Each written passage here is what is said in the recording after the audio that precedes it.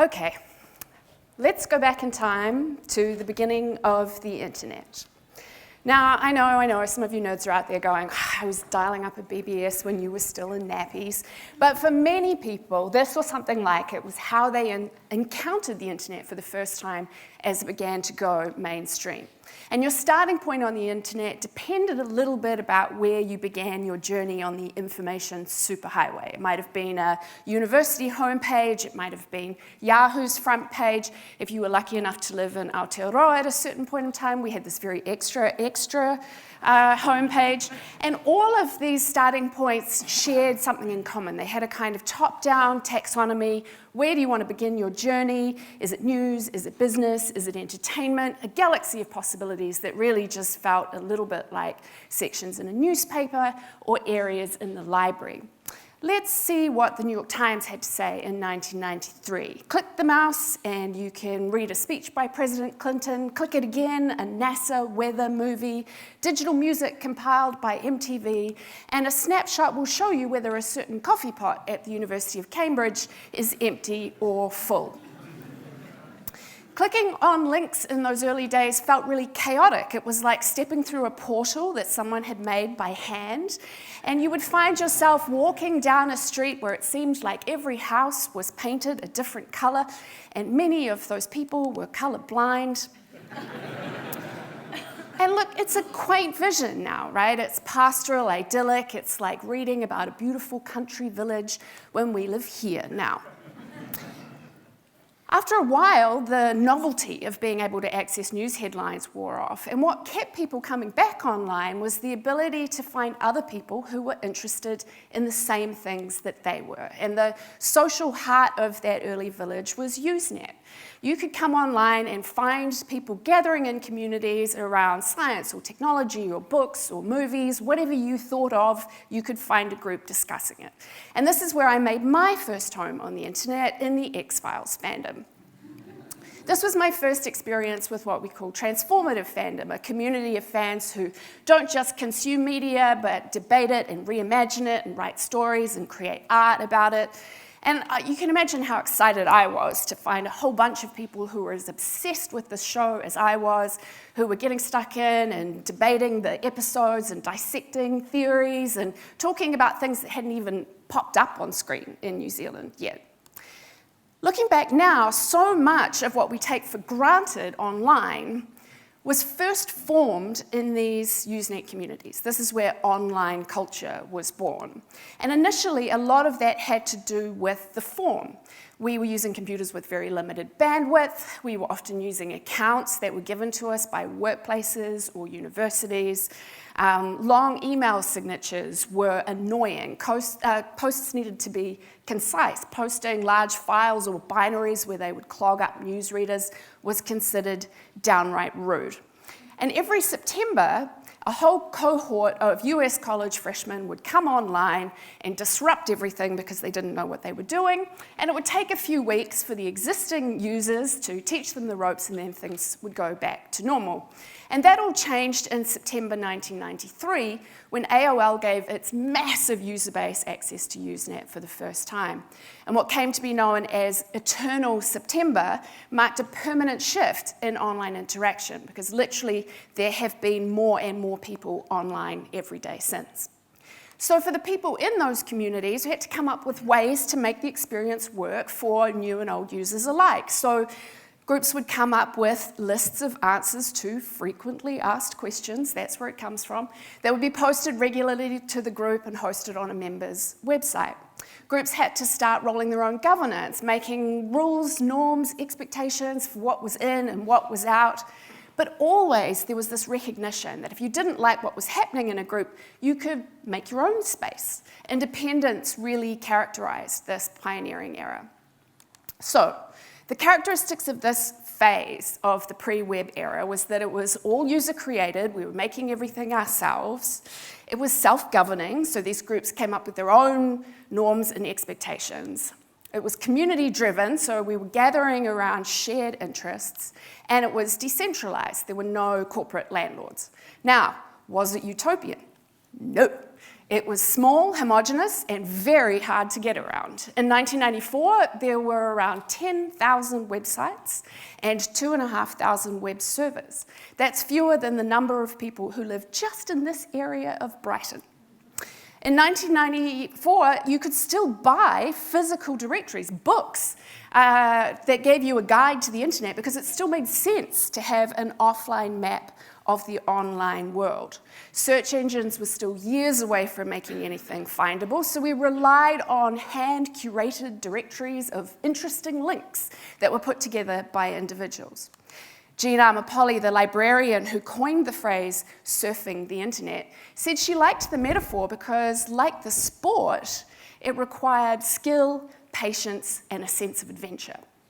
Now, I was a baby lawyer in the 1990s, and I took my job very seriously. So you can imagine how twitchy it made me when every X-Files story I read started with a lengthy disclaimer from the author begging not to be sued. It turns out it wasn't just culturally transgressive to read stories in which Mulder did more than throw Alex Krycek up against a wall. It might have been legally transgressive as well. And much of that anxiety had to do with the author Anne Rice. Her books had always been popular, but the Interview with the Vampire reached new prominence with the 1994 film adaptation starring Tom Cruise. Now, Anne Rice had always been clear that she didn't approve of fan fiction involving her characters. She said in a 95 chat, "I'm very possessive of my characters. I think it would hurt me terribly to read something involving my characters. I hope you'll be inspired to write your own stories." By 2000, she started sending cease and desist letters to fans, a move later copied by 20th Century Fox in relation to The Simpsons and The X-Files, and Warner Brothers in relation to sexually explicit Harry Potter fan fiction. Now, in response to these letters, fans caved because they lacked the resources to embark on a legal fight. And now I think we're kind of used to the idea of corporations wielding takedowns and cease and desist letters, but back then it seemed pretty confrontational and frightening. And this clash represented a new tension between commercial content producers who were really keen to leverage the internet to attract new fans, but didn't want those fans doing whatever they wanted to online. Steve Silberman, writing in Hot Wired in '97, talked about the then dubbed war on fandom. And he said, both the fans and the media companies want to cheat a little bit. The media companies want to parade that they're savvy and funnel all the traffic into a handful of sites, but the fans want to have freedom of speech and assembly in sites of their own choosing.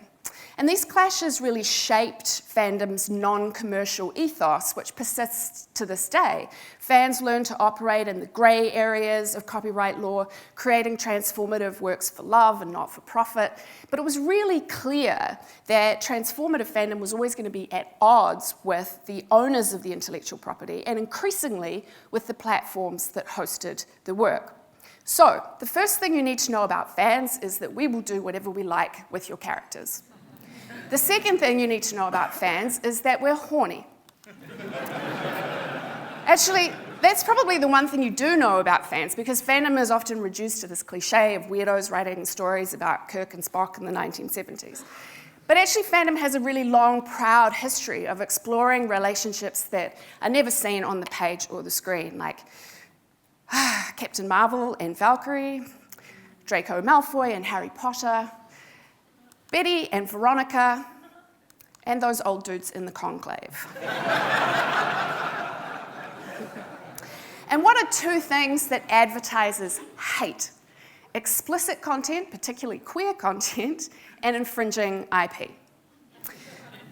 So from the outset, it was really clear that there was going to be this consistent tension between fans and the rest of the corporate owners of the internet. As fans migrated from Usenet to the early web, the communities then found homes on sites like Yahoo, mailing lists, and fans themselves began building their own little corners of the web. GeoCities pages, web rings, handcrafted websites became the norm because from the outset, fans sort of saw that they were going to need to preserve and protect their creative output. Now, the X-Files wasn't just my first fandom, it was also the first fandom to have a central archive of all posted fan fiction in the Gossamer Project. And because the archive accepted all stories regardless of content, fans had to come up with a really comprehensive tagging system to indicate to readers what might be inside a story. So MSR denoted that a story would be about the Mulder-Scully relationship, UST meant unresolved sexual tension between the two, the MPAA rating system said whether a story was G for general audiences or NC-17 for graphic or explicit content. And this is just one fandom. Across the internet, fans were building forums and archives and communities to discuss the movies and TV shows and books that we loved. And we were building our own websites. This is my first website. It's got some sweet tables. It was a place to host my West Wing fan fiction. My fandom friends and I taught each other how to code, design, and maintain our pages.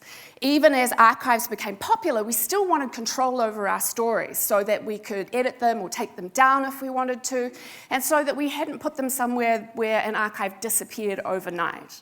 We were really aware of that sense of impermanence. The peer-to-peer knowledge sharing was vital. It's how I learned to stop hotlinking because bandwidth was expensive, and download episodes and recompile them, how to digitize VHS tapes and cut together fan vids, and use early music sharing platforms like LimeWire to find the perfect soundtrack. So these motivations were fundamental in fan communities. It was all DIY, we were doing these things ourselves. There was a real focus on teaching one another these technical skills, and we were doing it because we wanted a sense of control over our creative work and because we wanted a sense of permanence. So in the early 2000s, the Usenet mailing list era evolved into Web 2.0, and fandom landed on sites like LiveJournal and Tumblr, and the buzzwords of the Web 2.0 era were all about user-generated content and open data and interoperability, but the demon of capitalism was bearing down on us all. David Karp, the founder of Tumblr, said of YouTube, they take your creative works, your film, that you've poured hours and hours of energy into, and they put ads on top of it. They make it as gross an experience to watch your film as possible. I'm sure it'll contribute to Google's bottom line. I'm not sure it will inspire any creators. And look where we are now. Fans have always been early adopters, quick to try platforms and tools, but equally quick to set them aside when they don't serve their interests. Perhaps the most well-known example of fans taking their destiny into their own hands is the creation of Archive of Our Own. AO3 is a non-commercial central hosting site for transformative fan works, and the project started on the heels of this startup company called FanLib, who wanted to create a commercial archive they're going to charge for access that fans would contribute their stories to for free. And fans were pretty unimpressed that someone would be trying to make a buck off their creative labor, and they started posting about alternatives. Meanwhile, LiveJournal, who at that stage was one of the main homes of fandom, bungled an attempt to eliminate illegal activities when they suspended hundreds of fan journals and deleted some as well in response to a moral panic about explicit content that came to be known as strike-through. And fans realised that the transgressive nature of fan works were always going to be at odds with platforms that were looking to make money off advertising or who were unwilling or unable to defend content against complaints and threats, because it takes time and resources to determine whether something that has been flagged as offensive on your platform does actually need to be taken down, or whether it is in fact art, fair use, protest, raising awareness. And so fans are often the first ones thrown under the bus, along with activists, survivors, and marginalised groups. So, as a direct result of all of this, fans built AO3. This is an open source project, and when it went into open beta in 2009, it had 20 contributors, all of whom were women. It continues to be a shining example of an open source project that welcomes people from non-traditional development backgrounds, and it now hosts over 60 million fanworks, has over 9.5 million users, and hosts fanworks in over 75,000 fandoms. Fans have always been acutely aware of impermanence, something that the rest of us are now just starting to realise might be a problem as political winds shift and information that we thought would always be available online is starting to disappear overnight. In 2007, Tumblr launched and fandom took to it like a duck to water. It combined the ability to share the graphic content, which was increasingly possible, GIFs and video clips and so on, with the ability to create a beautiful custom theme for your blog, which was a bit like MySpace or GeoCities, and the dashboard let you curate a feed of all of the things that you were interested in a personal feed. The tag structure made discovery really easy, but then fans developed their own tagging systems and then just used the tags for conversations and creativity in and of itself. And unlike Facebook, Tumblr allowed for complete anonymity, something that was really crucial for fans. Tumblr took on a life of its own, mainstreaming a focus on sex positivity and cultural identity and social justice, a full generation before anyone dared to misuse the word woke. But as with LiveJournal before it, the time came when the corporate landlords decided to act. And in 2018, Apple took the Tumblr iOS app out of the App Store because of the ability to access objectionable content through it. And instead of improving moderation, trust, and safety, Tumblr decided to ban all adult content, sending its user numbers into terminal decline. It had been bought by Yahoo for $1 billion in 2013, and it sold for $3 million in 2019. Fandom diehards are still there, sharing GIFs of the hot firefighter show, but it's never been the same. So it turns out that platforms, well, they don't want your infringing IP, they don't want your explicit content, but it turns out that they might want some Nazis if they pay the bills. So we're now sort of trapped in these walled gardens where we're monitored by surveillance capitalism and we're incentivized to perform engagement through this combination of like rage and fear. But nobody needs another "the internet is bad" talk. We all know that the utopian vision of the early 90s never came to pass. But as Molly White wrote this year, the good internet is still out there. It's just outside the walls. She wrote, "The walled enclosures that crowded out much of that early acre of developed land still reside within an infinite expanse of possibility. There are no limits to the web. If it has borders, they are ever expanding. We may feel as though we're trapped in these tiny, crowded, noisy spaces, but it's only because we don't see over the walls." And it was this article that inspired me to build my second ever website. It's a single-serve site that helps you plan a layout for your Lego city. This is my Lego city. It's a COVID problem that got completely out of hand. So I need no encouragement. So I built this site in order to help me move the buildings around, and this site wound up being a finalist in the Tiny Awards, which are awards that exist to celebrate this personal internet, the one that's small and handmade and isn't trying to sell you anything or monetize anything, but is instead about us all using the digital tools that we all have access to make these sorts of small personal experiences that you tend not to see in feed. Making a website has become really easy, but somehow these websites all wind up looking exactly the same. A Squarespace template will produce a slick site, but as Kyle Chaker calls it, it's like filter world, where the algorithm flattens all of our tastes into the same beige Airbnb coffee shop drab interior design. And the corporate landlords are doing it on purpose. They're chasing this everything app aesthetic. Take a look at this photo and tell me quickly which app this is. Instagram. The colors around the border might have given it away. This is how Instagram shows you its app on its own website. Does it look anything like the fave photo sharing app you remember? What about this one? Spotify. Yeah, try finding the music you love amidst its current front page onslaught of video podcasts, audiobooks, and then talk to the parents of young children who have carefully curated their access to YouTube, only to find that the innocent music app is now showing them all the same dross. How about this one? This is the one that set me off, actually. This is Substack. Jam-packed with every dark pattern and lock-in that I've come to hate about the current era. The independent web never had a coherent aesthetic because of course it didn't. You know, we were only constrained by what the HTML and the CSS could do. So it looked like whatever we wanted it to. And so it was individual, it was chaotic. And so I think if the web aesthetic was this messy, expressive, personal internet, and the platform aesthetic is this polished, closed, designed ecosystem, then both of those aesthetics tell us a lot about power and creativity and who is controlling our experiences. Building for the web is easy, and we've forgotten how. And before you tell me that you remember how, when was the last time that you taught someone in your own life how to make something online? I did it while I was preparing this talk. This is my nephew Joshua. He's really good at football and he wants to start coaching other kids and he needs a website to advertise his services, and he asked me what service he should sign up for, and all I could think was, why doesn't he make it himself?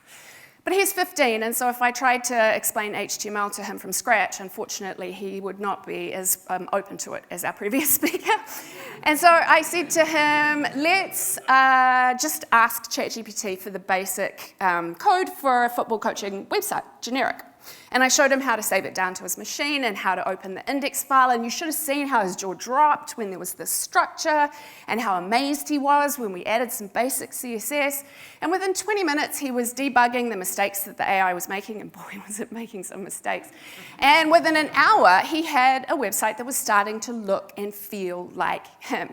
And now here are some things that were easy. The basic vibe coding of the site, super easy. A domain name, really straightforward, pretty affordable. Here's what was hard, hosting. Like back in the old days, we used to all get a few gigabytes of web hosting with our ISPs, but now if you try and find an affordable, safe, reliable, easy to use web host, that's actually really difficult.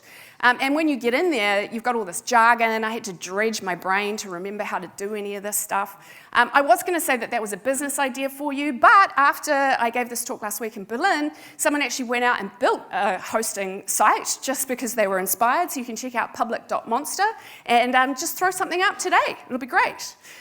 So this is a principle that I learned from Grey's Anatomy, which is a surgical teaching principle called see one, do one, teach one. And fans have always been of the view that we teach one another, right? Like this is the practice of fan binding, which is learning book binding techniques to turn your digital fiction into a physical artifact or to just put new covers on the books that you love. And I learned how to do this over the summer from watching fan tutorials on TikTok and YouTube. Fans have continued to teach each other technical skills since those early days when I learned HTML. And whether it's custom CSS for a Tumblr theme or learning how to skin your works on AO3 or how to edit a podfic, you can find resources for free online that'll teach you how to do it.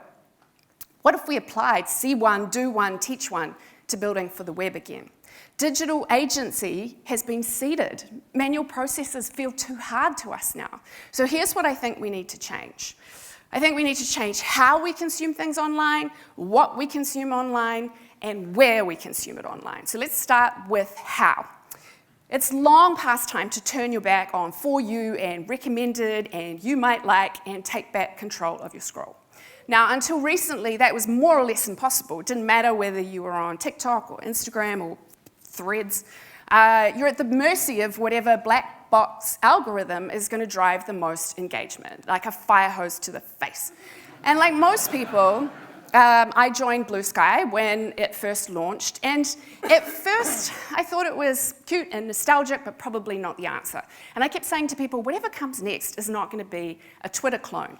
But now I'm not so sure. You might have seen the CEO of Blue Sky, Jay Graber, at South by this year wearing her World Without Caesars t-shirt in response to Meta's Zook or Nothing.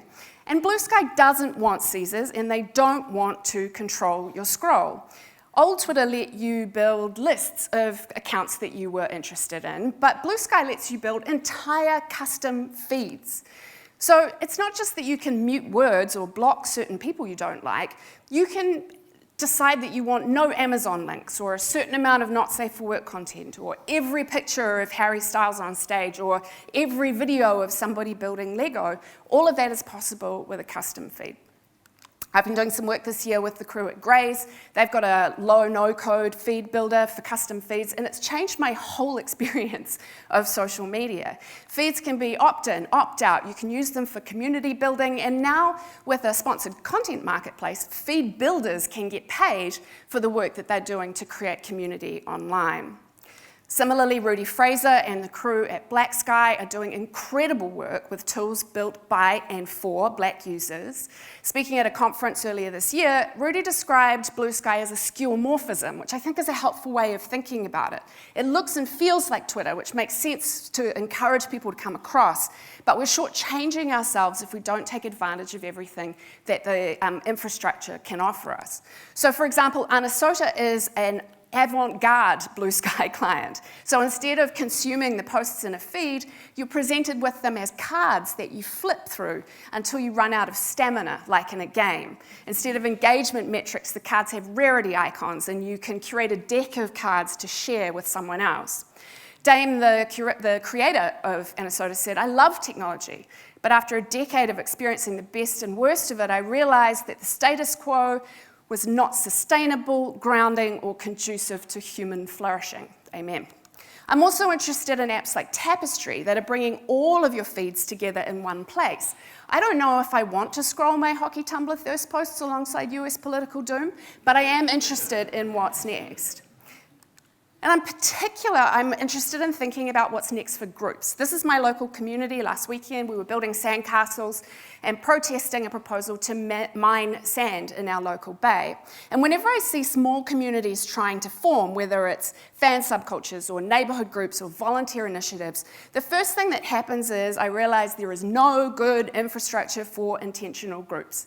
We all wind up using some horrible combination of WhatsApp and Facebook groups and email lists, and it's all just a disaster because these are tools for communication. They're not tools for community, and those are not the same things.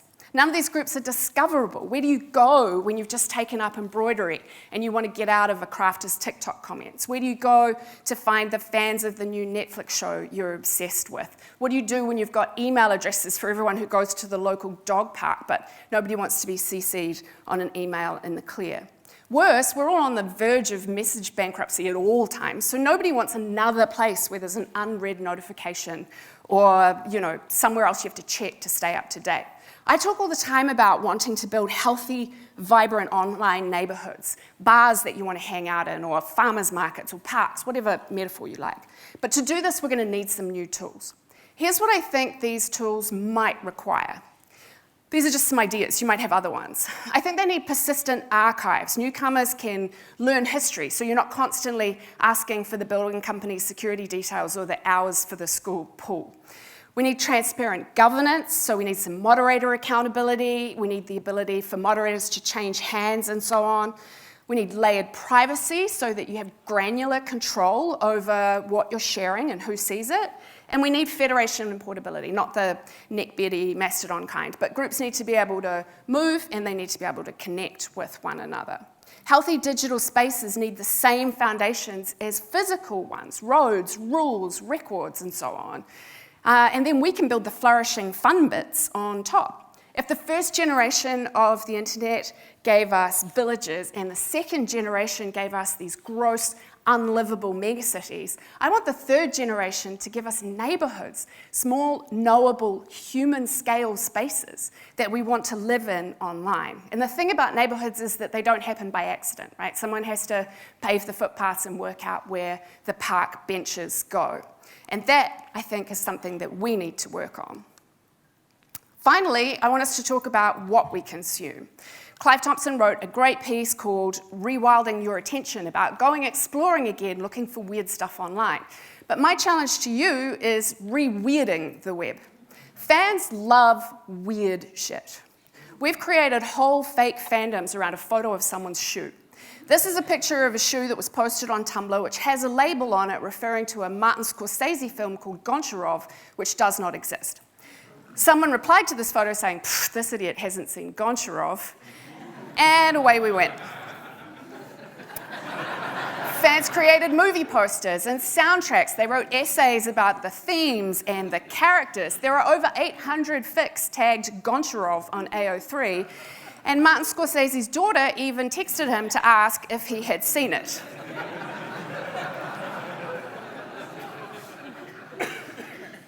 We've made whole fandoms out of misreading a movie poster. When this movie poster came out, everybody looked at it and saw a period movie. Like, you have to kind of stare at it to realize that they're wearing contemporary clothes. But Tumblr just decided they'd carry on. Sexy historical? Sexy historical. Elizabeth, fed up with Darcy's bullshit, takes matters into her own hands. Sexy Downton Abbey with a super horny dominant governance. The poster that launched 1,000 fics. I want you to understand that there are 25 works tagged Cordelia.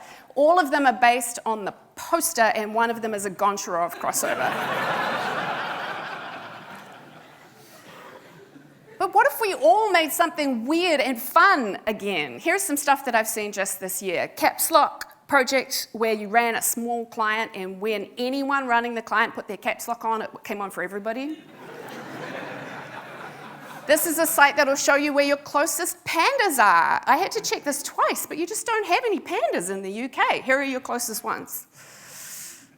My friend Erica painted chickens to deal with all of the horrors, and then she thought maybe she could go back and fork the timeline from before Facebook used this interaction to depict choices between non-consenting teens. And so now she's got click-ins, and you can just spend a minute of your day choosing between paintings of chickens. Taking selfies with surveillance, you just find a nearby photo booth, pop outside, get your picture taken. This one's kind of hard to explain. Well, another stupid website. It's either the best idea, the worst idea I've ever had. Go to 715-999-7483.com and you'll see the website. Call that same number, 715-999-7483, and you'll hear this. 715-999-7483.com. And all you have to do is describe exactly what you want the website to be. Make the website crazy with a lot of lights, a lot of colors, make animations go crazy. And in a couple of seconds, it will update. And yeah, that's the site. Make sure you don't update it with like some kind of weird foot fet. It is actually much harder than you think to describe what you want a website to look like in 30 seconds, but I did give it a try for you. What if we all took on that challenge to build something small or fun or personal, something that was useful to you alone or useful to nobody, or just made you smile or made your nephew smile? And last, I think we need to think about where we consume. Everything old is new again, Dig is apparently coming back, but the thing is, we didn't know that we needed Twitter when we built it. Remember when it was just an app for sharing your lunch and not for dismantling democracy? I love how everybody has to have a newsletter now because search engines are broken. We've gone back to using human curators again because finding things is too hard. I also have a newsletter, but mine's more like Harry Styles, some Lego, the International Space Station, and what the Hot Firefighter Show can teach you about modern media. This is what my friend calls the Lambton Quay problem. This is the main street in Wellington, New Zealand. And she's like, you drop down in a new city and you're on the main street and it's kind of soulless and weird and dead, and you know that somewhere nearby is the good neighborhood with the great bars and the cute restaurants, and you don't know how to find it. And so you're sort of trapped. And I think this is such a great metaphor. The metaphor of surfing implied motion. The metaphor of platforms implies standing still. You only get anywhere when you leave the station. So how do we give people a map out of here? And I think as we focus on building the good internet, it's cute and retro to make nods to web rings and Web 1.0 styling, but I think whatever comes next has to be its own thing. I think the new web aesthetic is about getting active again. Platforms that encourage passivity, right? They want us to stay still. So the new web aesthetic is non-linear. It encourages you to move from place to place. It's link heavy, it's outbound, it's constantly sending you away from the page. And it's always about sharing your work in progress. You're encouraged to loop back, to talk about what you've discovered, and I think that's critical. I think that's what we call working with the garage door up. Makers have always been really generous, this is my friend Adam, with sharing their process online, right? Like not just the polished, finished project, but the things that went wrong, the prototypes, the bits that they would do differently for next time. I think we need to start doing that when it comes to our thinking on the web. And with that in mind, I've made something for you. You can scan this QR code. What I've done is just map one of my recent rabbit holes.